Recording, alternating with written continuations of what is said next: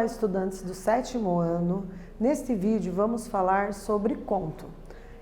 Falaremos um pouco sobre conto, analisando as suas estruturas composicionais, alguns dos seus elementos que o constituem enquanto gênero literário denominado conto.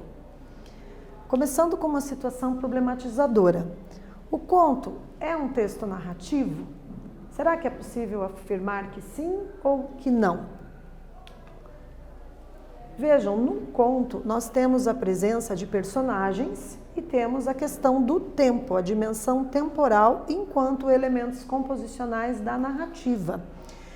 Os personagens podem ser protagonistas, que se referem aos personagens principais ou ao personagem principal, em torno do qual giram os acontecimentos.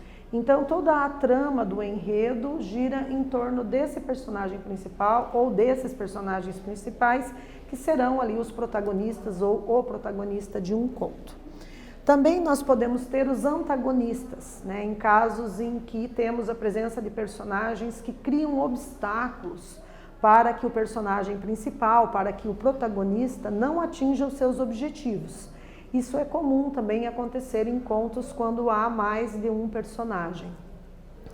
Podemos ter os personagens secundários, que são aqueles que não são tão importantes quanto o protagonista e também quanto o antagonista, que faz parte da história, mas eles estão ali para complementar a trama narrativa. Então, às vezes, são necessários serem criados e aí o escritor vai lá e cria esses personagens secundários para atribuir maior verossimilhança à narrativa, né? Fazer com que se pareça o mais possível com a realidade. Numa narrativa, temos a questão do tempo, como foi mencionado. O tempo diz respeito a quando ocorrem as ações ou ao quanto elas duram.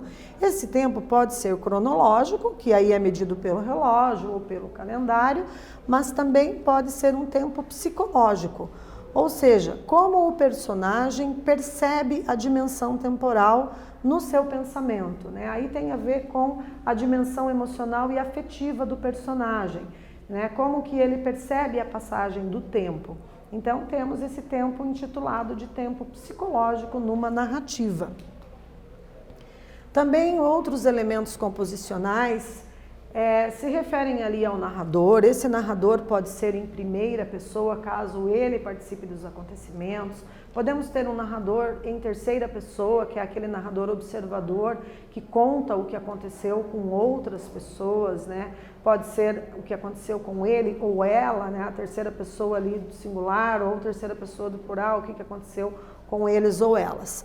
Temos a questão do espaço, né? Que são ali os ambientes, os locais onde os fatos acontecem, e o enredo, que se refere à sucessão de acontecimentos num texto narrativo. Então, nesse vídeo, nós falamos sobre conto, estudamos alguns dos seus elementos composicionais, espero que vocês tenham gostado e até breve.